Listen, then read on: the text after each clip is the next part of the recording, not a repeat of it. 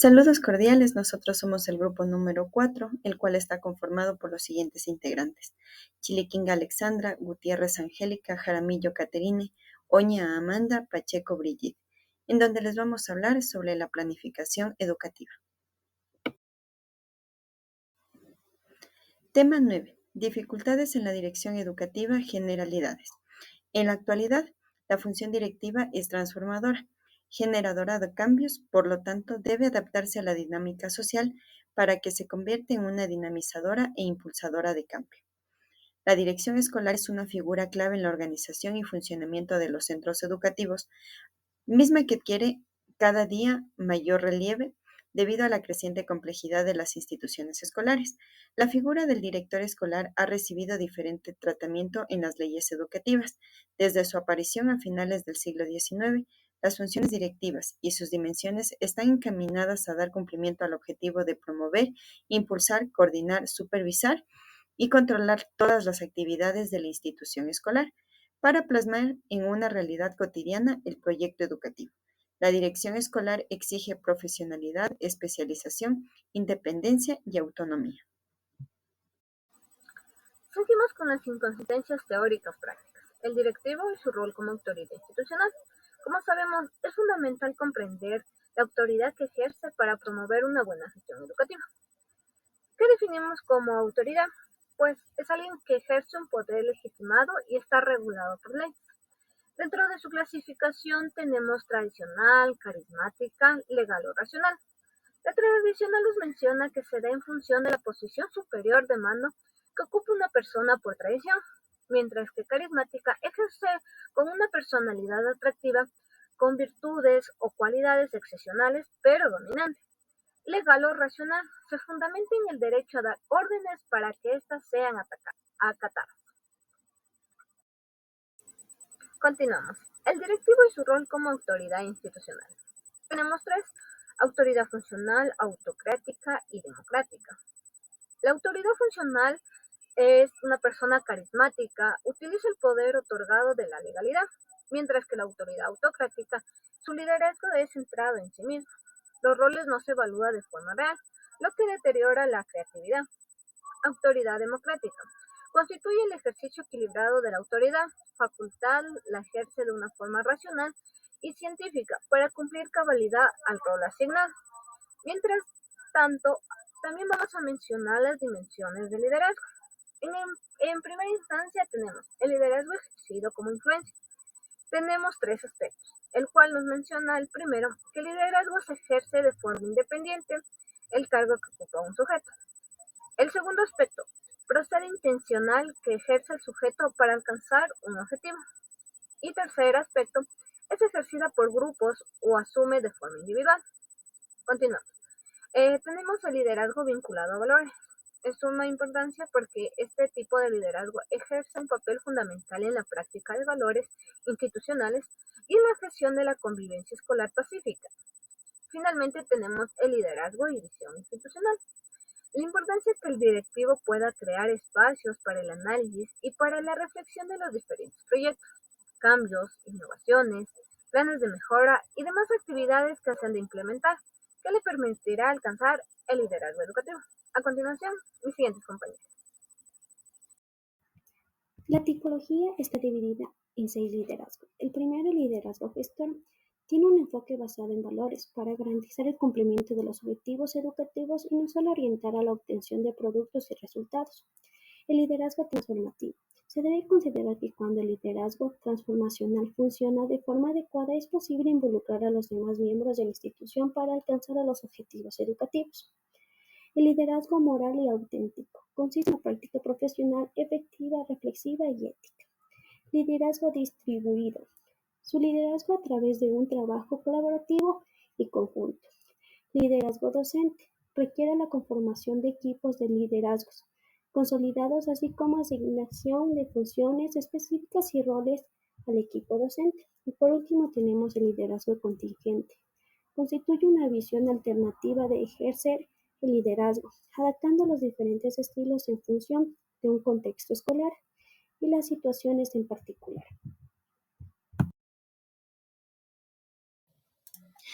Dificultades en la planificación educativa. Intervienen los siguientes planteamientos. Primero, planteamiento educativo con enfoque en lo administrativo. La planeación educativa está vinculada directamente a los desafíos a nivel directivo dentro del contexto escolar, pues son los principales encargados de guiar el desarrollo y la enseñanza dentro del establecimiento educativo y de los diferentes grados. Planteamiento educativo con planteamiento en lo económico. Este planteamiento favorece al progreso financiero común dentro del marco escolar.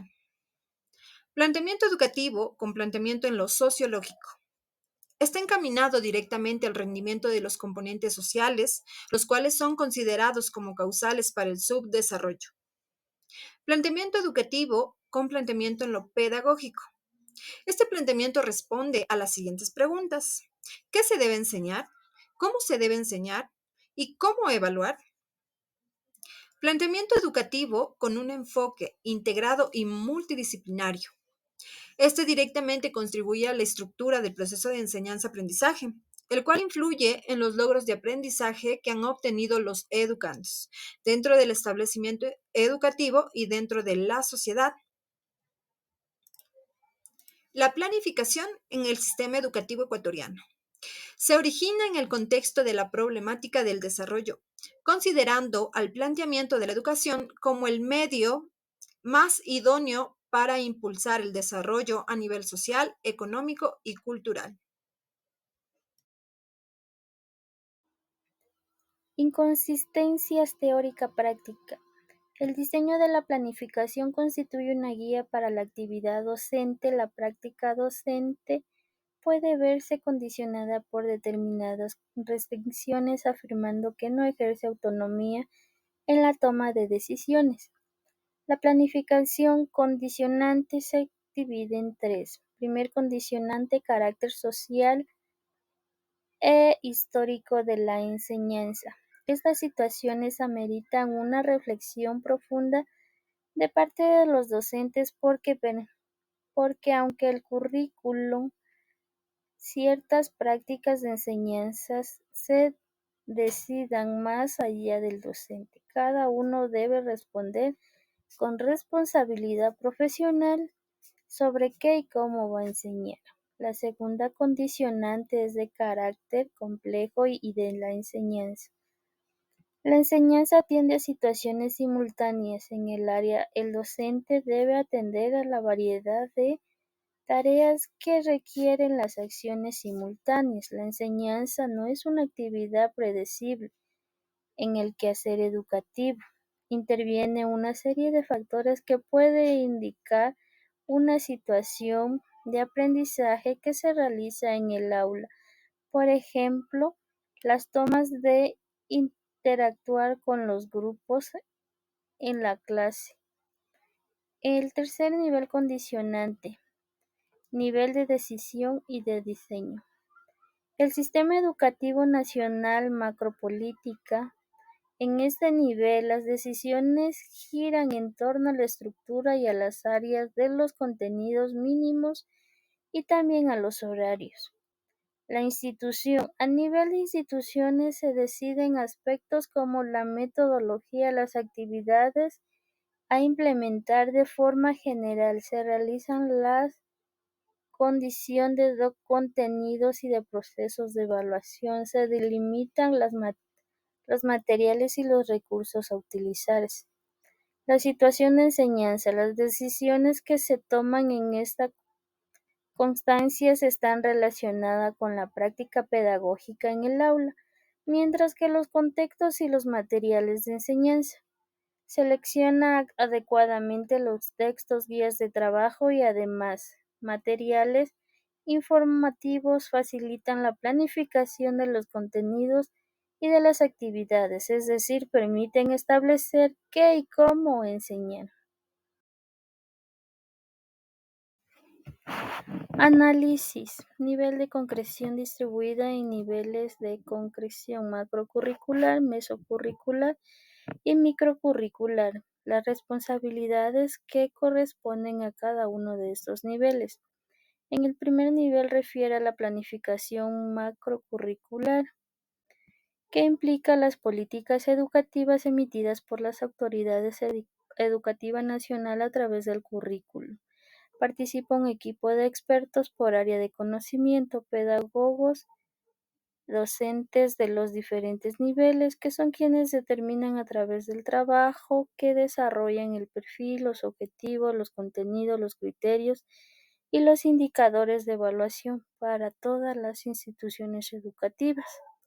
El segundo nivel corresponde a la planificación mesocurricular, que se desarrolla a partir del currículum nacional. En esta planificación intervienen las autoridades del plantel, los docentes, las juntas académicas, que deben atender las necesidades específicas, el contenido institucional y la pertinencia cultural.